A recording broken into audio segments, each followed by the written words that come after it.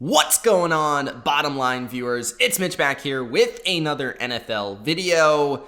In this video, I give you the 12 NFL players that I wish I could watch again, that I will never be able to see again in the NFL. We all have those players that are our favorites, childhood treasures, players that we just really loved watching, very exciting elements in pro football, yet we can only hold their memories. We cannot actually watch them live anymore. These are the 12 players that are personal favorites of mine and players that mean the most to me as a fan of football. Keep in mind, I am 23, 24 years old, so I did not see anyone play basically pre-2000. So keep that in mind. These are only players that I have actually seen play. Before I give you the 12 players that I wish I could watch again,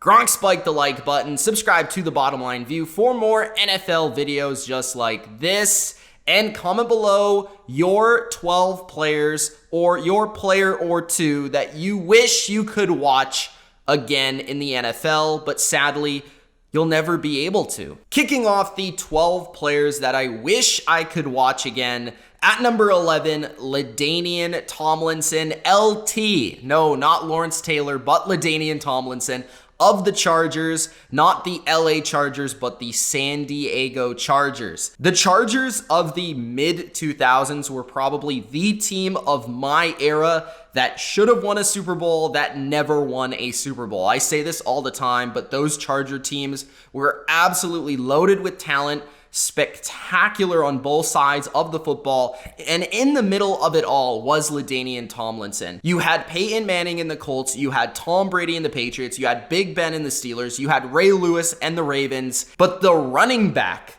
was leading one of the powers of the AFC. And that running back was LT. I think people forget how dynamic LT was. People don't talk enough about LT when they discuss the greatest running backs of all time, who I would argue is actually a better player than Adrian Peterson because of his versatility. He was so great in every area of the game. As a runner, he had every element that you would love to see in your running back. He could run people over. He could stiff arm you into the dirt. He could run by you with pure speed. He had super great quickness and agility. He had incredible vision, which is the reason he was able to run for all those touchdowns. 2006, that season with 31 touchdowns, I believe, the record in a season still to this day, and may never be broken, to be quite honest with you. That is a huge season for why I love the running back position. And LaDainian Tomlinson in the receiving game, in the screen game, he was dynamic. He combined basically Adrian Peterson and Marshall Faulk. He was the guy in the middle of both, the best running back in the game for multiple years, and just absolutely dominated the sport and led a team. The last team that I believe was led by a running back, a very successful franchise. Their face was a running back. At number 10, Darrell Rivas, the best corner I have ever seen in my lifetime. I was never able to see Deion Sanders, the greatness that is prime time, but I saw Rivas Island, and this guy was something else as a corner. I've never seen it replicated. I've never seen it duplicated. His ability in man-to-man coverage was extraordinary, and it was not like he was really fast like Deion. He wasn't super tall. He wasn't super big. But I think the thing that I appreciate about Darrell Rivas the most, and keep in mind, he was a Jet for his prime. I was a Patriots fan, so I basically did not like this guy, but he was just so good at what he did, and he didn't talk about it. Like a silent killer out there on the field at cornerback. He shut down Randy Moss on numerous occasions, although Moss had that one-handed catch on him. He shut down the likes of Chad Johnson. He shut down Dez Bryant. He shut down Calvin Johnson. He shut down Andre Johnson. He shut down everybody. I mean, there's not one receiver that I could say had a great day versus Rivas in his prime, 2009, 2010. This guy was the best man-to-man corner for his technical prowess. He also had physicality to make tackles and big hits.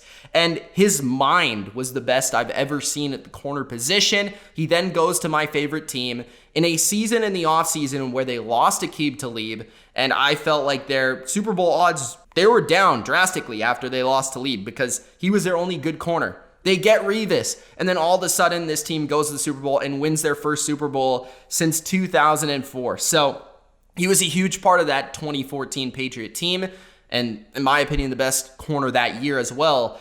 He is the best corner of my lifetime, and it's not because of the athletic profile, but the smarts, the technique that it takes to play the corner position. At number 9, Devin Hester. Devin Hester is probably the player that when I was in, elementary school, growing up, playing football at recess, everybody tried to replicate because this guy was the return master and he just did things that kind of like set trends with the kids. He faked the knee and then he ran for a touchdown. I mean, he did things on the field from a returning perspective that I've just never seen in my life. I've never seen it after. I don't think it ever happened before. You asked anyone who is the best returner of all time, I think the clear answer would be Devin Hester, and it's almost a crime that he is probably not going to make the Hall of Fame, or at least has not made it yet. I mean, this guy was next level special. And the whole talk, I remember the 2006 Super Bowl, Colts, Bears. Everyone was talking about how the Colts cannot kick to Devin Hester. And keep in mind, this is Adam Vinatieri kicking the ball off in the Super Bowl. The first play of the Super Bowl, he returns it for a touchdown. That's how good Devin Hester was, that he would do it in the brightest lights. He was incredible at Miami as well. Best returner of all time, most exciting returner I've ever seen. His agility, his vision, the best. At number 8, T.O., Terrell Owens. Unfortunately, we will probably never see a personality quite like T.O. ever again. T.O. is personally never one of my favorite players when he played. But looking back at it, I mean, the NFL misses T.O. He was just a personality that I don't think anyone has come close to how out of this world this guy was in terms of excitement. You wanted to watch T.O. play because you didn't know what was going to happen. Whether it was him catching the ball on a slant, stiff-arming somebody to the ground and running for a touchdown, unlike any receiver physically I've ever seen, in his pure strength, combination of size and speed. I mean, he was the most physical, great receiver I've ever seen.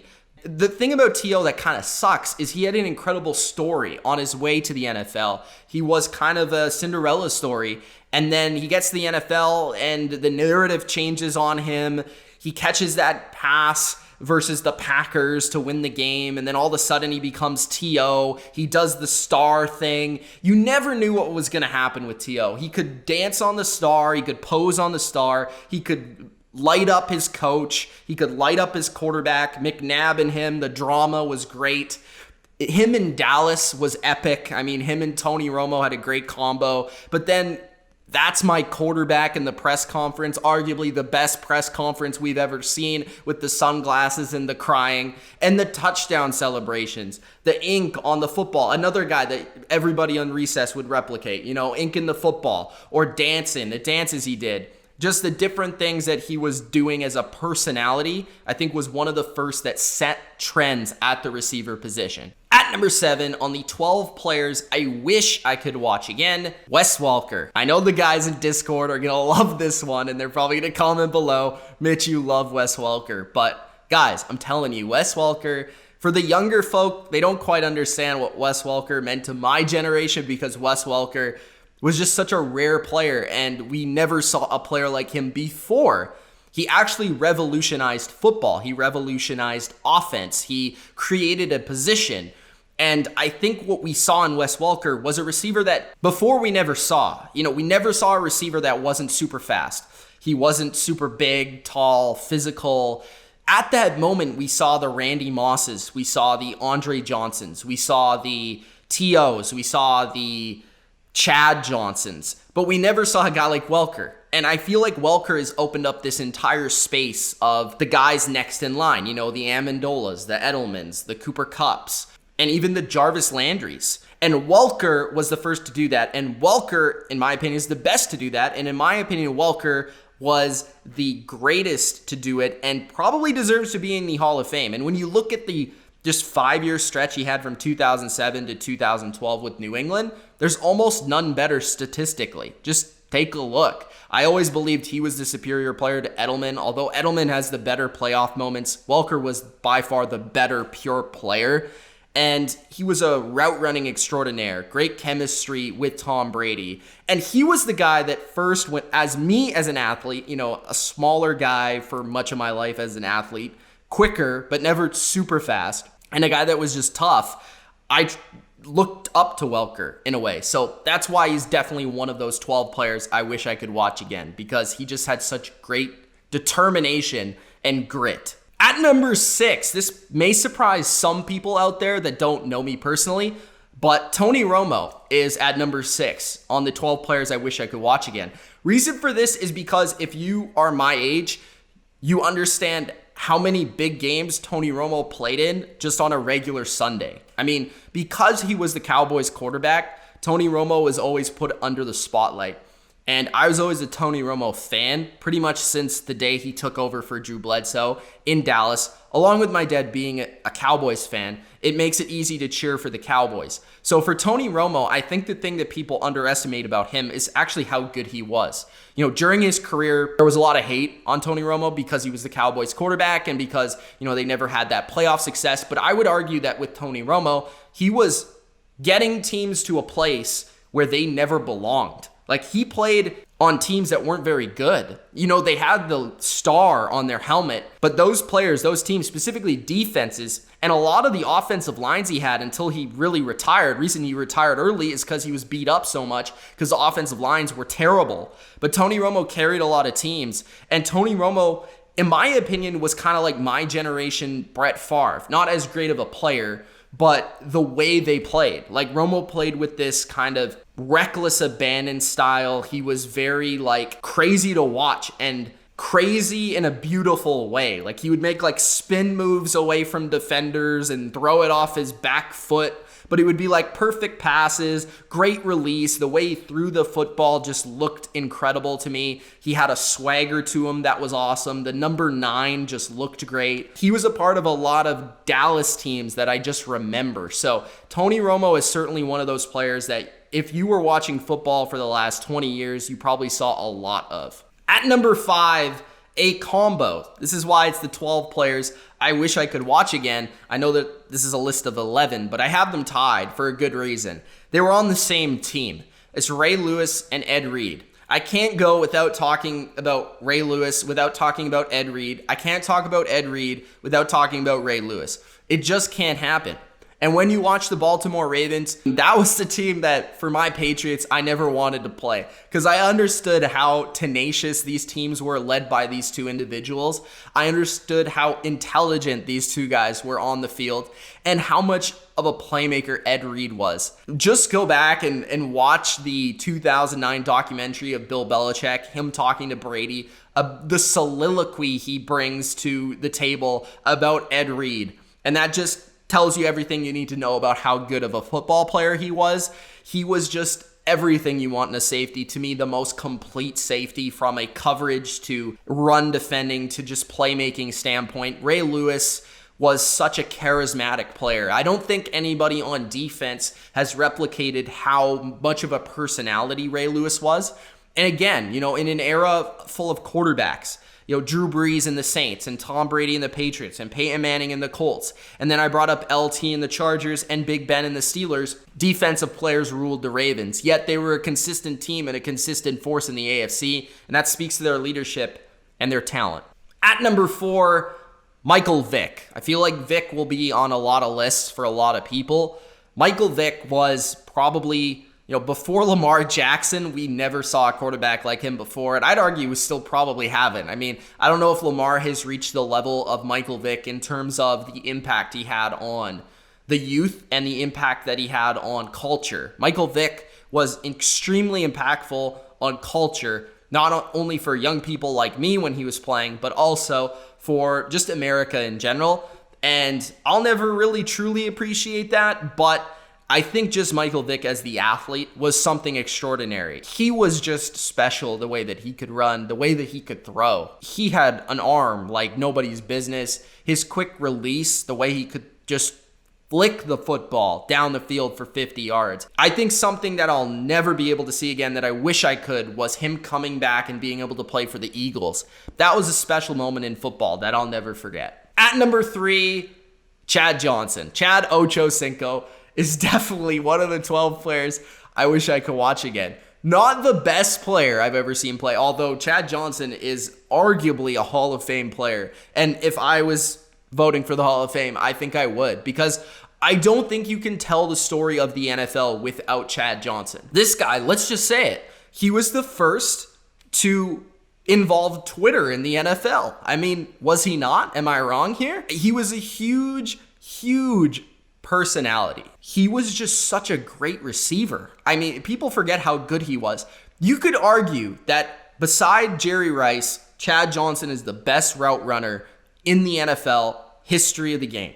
I mean, just watch this guy run routes. It's absolutely incredible. Any receiver that's growing up here that wants to play receiver needs to watch Chad Johnson. That's how good he was. The touchdown celebrations as well, nobody will ever be better. I mean, the guy, a game after game, did the Hall of Fame jacket celebration. This guy would pump up his team. Think about this. Okay, he made the Bengals relevant. Think about that. He made the Cincinnati Bengals relevant. How many times in anyone's lifespan have the Bengals been a relevant team? Chad Johnson made them a relevant team because he was so exciting. He brought an element to football that was just unmatched. Watch this on YouTube, okay? Watch where he calls himself Chad Ochocinco for the first time. One of the best promos or interviews you'll ever watch. If you put this beside The Rock's or Ric Flair's greatest wrestling promo, it would be up there. He was incredible on the mic. He was incredible on the field, and one of the best personalities ever to play. At number 2, this might surprise people. The 12 players I wish I could watch again, and there's a specific reason he's at number 2. Although he was never my favorite player, and actually for much of the time, I didn't like him at all. I basically hated him. You know, as a younger kid, you hate your rivals. And Peyton Manning is number 2. Reason why Peyton Manning is number 2 is because Peyton Manning literally was in almost every big game that I ever watched. So I have to include Peyton Manning. If Peyton Manning wasn't in it, it's because the Patriots beat Peyton Manning before Peyton Manning could get there. There is no doubt that without the Peyton Manning-Tom Brady rivalry of the 2000s, that I would not be as big of a football fan as I am today. These two players and Peyton Manning's greatness was the only individual player and the Colts franchise, the Broncos franchise, that could actually rival the Patriots. I would argue without Peyton Manning, the Patriots probably would have 10 Super Bowl victories. And I'm not exaggerating. I mean, how many times did Peyton beat the Patriots? A great team for them to go to the Super Bowl. I can at least count like 3 on the top of my head. And Peyton was just such a great player in his own right? He was such a game changer in terms of his brain. You know, he wasn't going to run around like Vick. He didn't have as strong of an arm as Brett Favre, but he was so intelligent. He changed the quarterback position. He made it so that quarterbacks were more in control of game plans, offensive schemes, preparation, and just on-field performance. Peyton Manning forever changed the NFL, forever changed me as a fan, and that's why he deserves to be number 2. At number 1 on the 12 players I wish I could watch again, Randy Moss is number 1, and the reason being is he's my second favorite player of all time. And Randy Moss, I think for many people, is the most exciting, purely most talented receiver they have ever seen. I wish I could watch him play. He's just special. There's no way to explain Randy Moss if you've never seen him play. He was a freak. I mean, the guy was so fast. He could jump so high. He had incredible hands. And I will never forget the 2007 season. The guy, I just watched the games versus the Dolphins alone. The catches he would be able to make were just off the charts incredible. He was a huge part of probably, you know, some of my favorite teams in New England. And his moments in Minnesota were incredible. I mean, even his moments near the end of his career, just seeing the little glimpses of Randy Moss again were fun and exciting as a fan. And I think that he was purely the most talented receiver of all time, although I will not call him the greatest because I do believe that's Jerry Rice. But I just think he was such a special player that we're probably never, ever, ever, ever going to see again. And along with that, a personality as well that is now on ESPN that I don't think we'll ever see again as well. Straight cash, homie. Leave in the comment section below your 12 players that you wish you could watch again, or any number of amount of players that you wish you could watch again. And also leave it from your era. Players that you watched, players that you actually saw. Players, maybe you're an older guy and you watched the 80s. Let me know some players in the 80s that you thought were awesome. And they don't have to be the best players, just players that you wish you could watch again. Personal favorites. Let me know, because I'm very excited to see your list. It's Mitch of the Bottom Line View. Thanks for watching. If you enjoyed, Gronk spike the like button. I didn't have to put Gronk on this list because he's back. Peace.